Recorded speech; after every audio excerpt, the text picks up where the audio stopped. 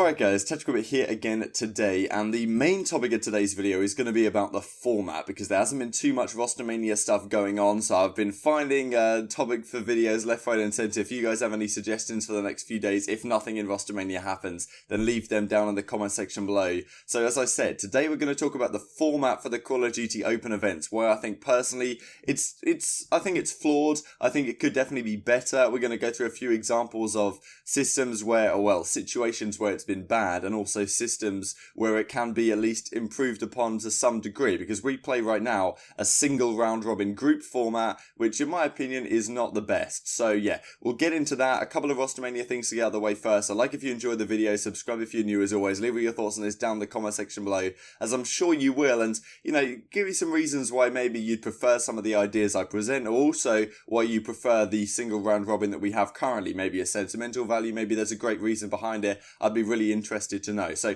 yeah, let's get right on with the video here. So firstly, Rostermania, there's a couple of clips I want to show you guys. The first one is of Attach on stream, and he's talking to Zero, and effectively he says like, when are we scrimming? And then he kind of realizes that he's implied that they're teaming, or maybe you know, it's not like these guys are being unwilling to show that they're teaming, right? Like, it's pretty obvious that right now the team is going to be Scrap, Zero, Zuma, Attach, and well, it seems like Celium right now, and they're going to be on phase. They're just waiting for the paperwork to be sorted. Seems like what it is. But anyway, feast your eyes on the clip and let me know what you think. Yeah.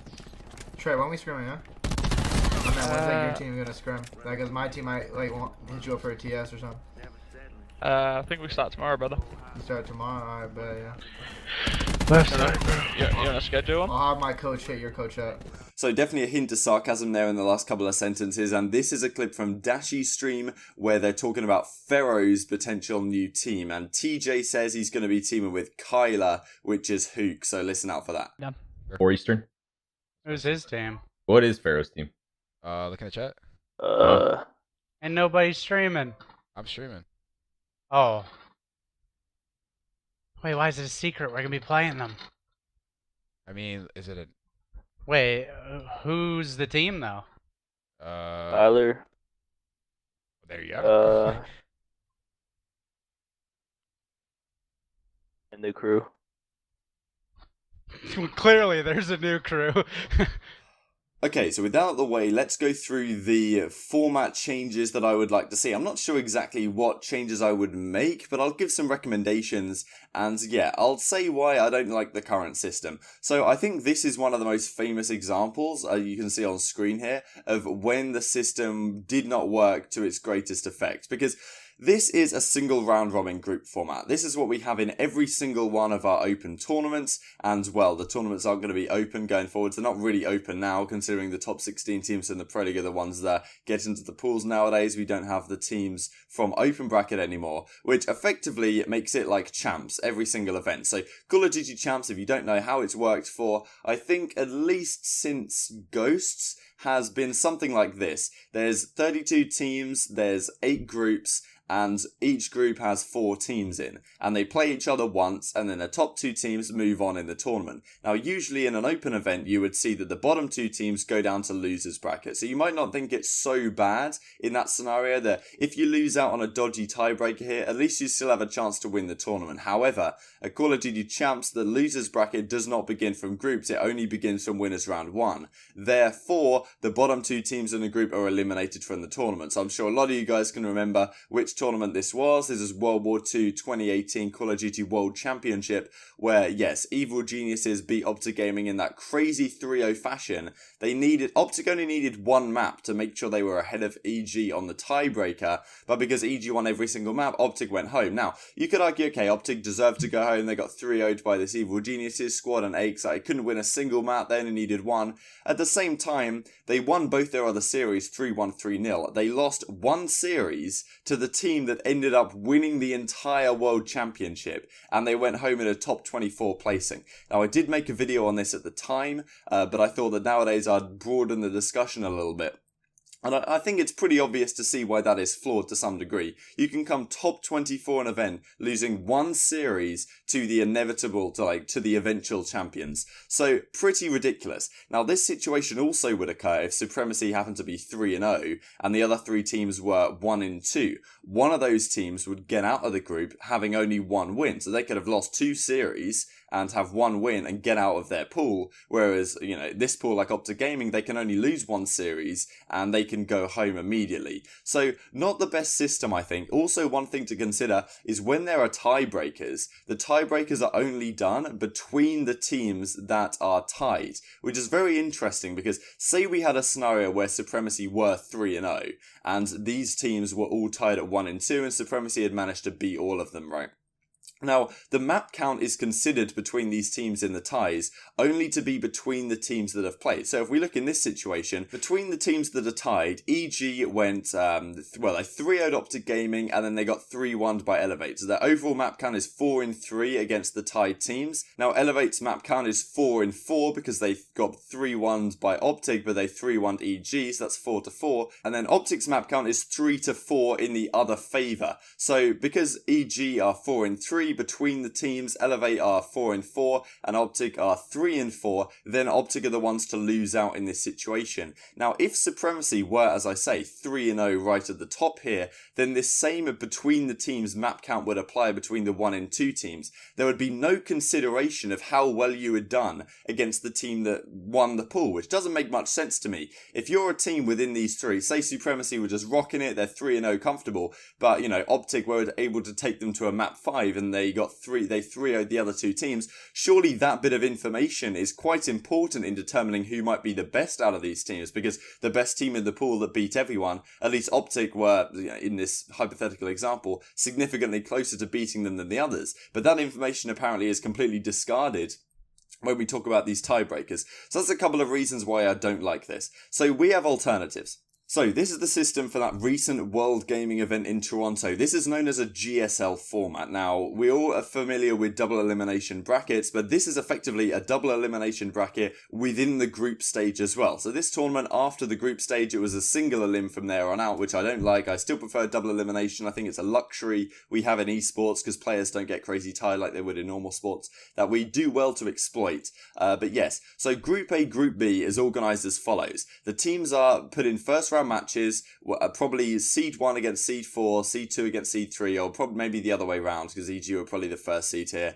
But that's effectively how they're organised first. They play their first round matchup, and then whoever wins that plays against them, plays against the winner to go through to the next stage. If you can hear birds tweeting in the background, I'm sorry, it's kind of early in the morning. So yeah, EG end up doing well. They 3-0 both their matches, they beat 2 different teams, and they qualify out. So effectively a GSL format means that it eliminates this issue of if you win one series, you end up, if you win one series, you can get through, and if you win 2 series and only lose 1, you can potentially go home. It eliminates that. You have to win 2 series of Call of Duty to qualify, and you have to lose 2 series to go home, which I think personally is an immediate upgrade.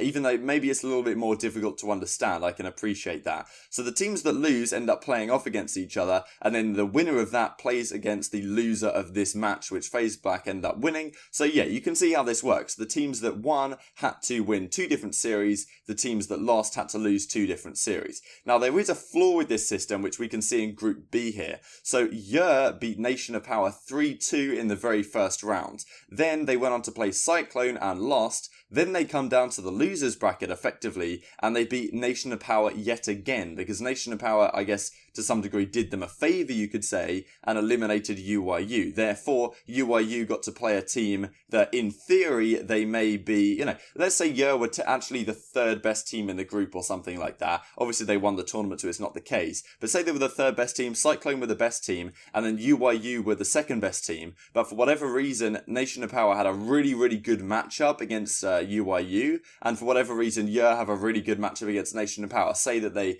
have really good map strengths, or say that, their players perfectly counter the pacing of the other team or something like that. So even though they might be a worse team in the pool than guys like UYU, because they have, hypothetically, because they have an advantage over Nation of Power in terms of the individual matchup, and Nation of Power have the same advantage over UYU, then were actually able to beat the same team twice and get out of the group.